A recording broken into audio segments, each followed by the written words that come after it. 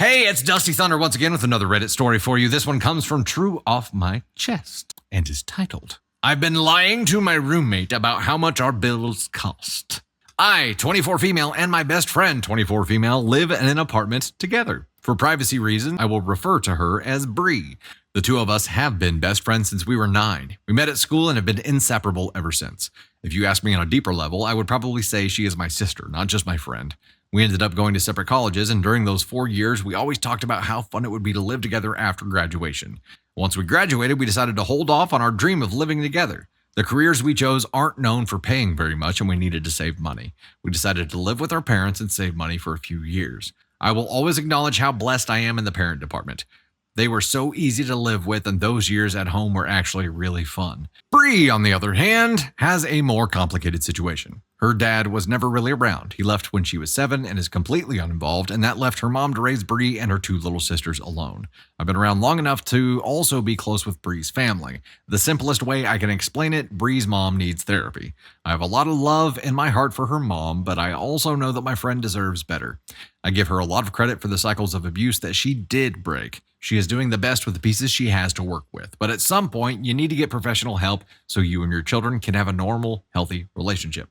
Bree ended up filling the classic oldest sister stereotype, but on steroids. A lot of responsibility fell onto her, and somehow most problems were her fault. At a young age, Bree filled the role of a second adult in the house. On more than one occasion, I have been driven to angry tears on behalf of my friend. The years we lived with our parents, I was able to save most of my money. Bree, on the other hand, was not.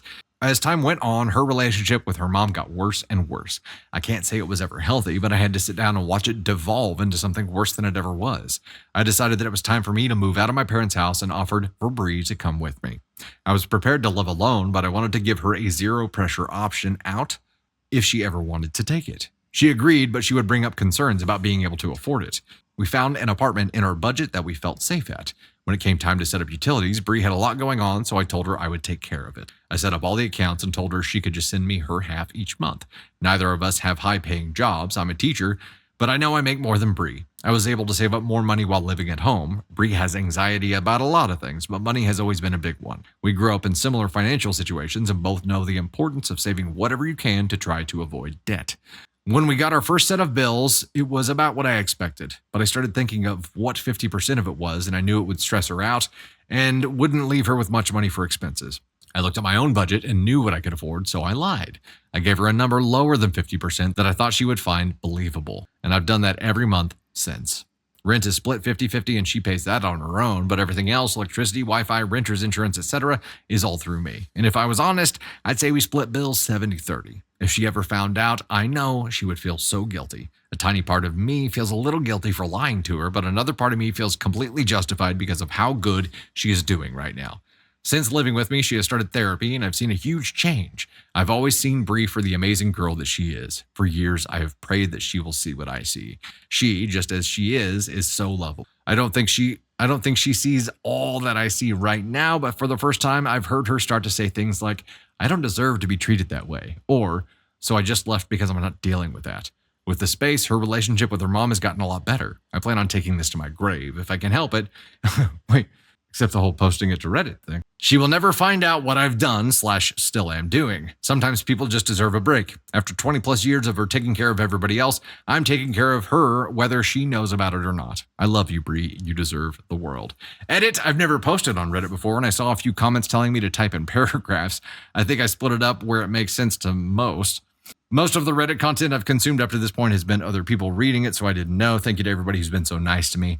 I didn't think anyone would read it. I just needed a place to process the entire situation. And thank you for the feedback on typing in paragraphs. I don't know if I'll ever post again, but I'll remember that for next time. Screw that. Write how you want to write. We format whenever we bring stuff in. Let me adjust that. Candy Thunder formats and Tony Spark formats when they bring stories in so that I can read it normally. But yeah, you do you.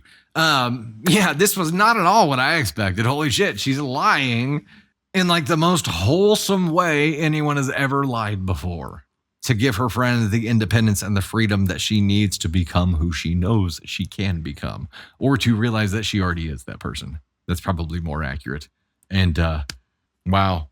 Green, I really need the green flag button now. Let's do this.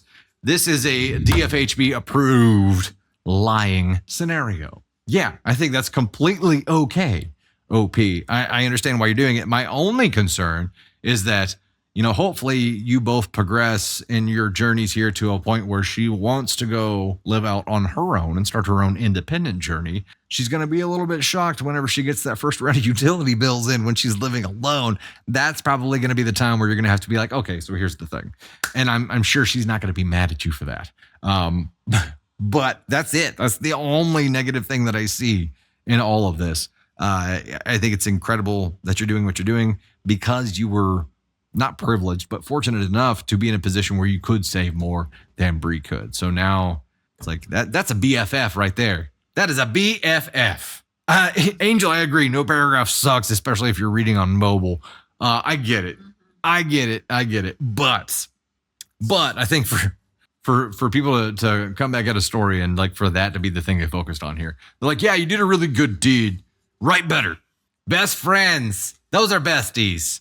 Those are besties right there. I think that's awesome.